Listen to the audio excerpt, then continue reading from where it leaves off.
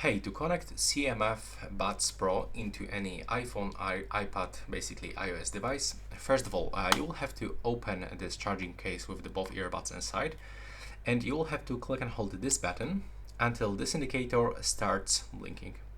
There we go. Now you can release. Keep that case open with both earbuds inside. Move into the Bluetooth settings on your iOS device. Turn on Bluetooth. And now from other devices list, select Buds Pro. Click on them once.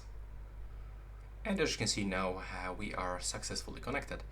Additionally, you can connect them with the Nothing application.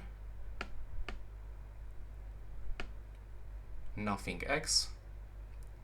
Here you can click to get it.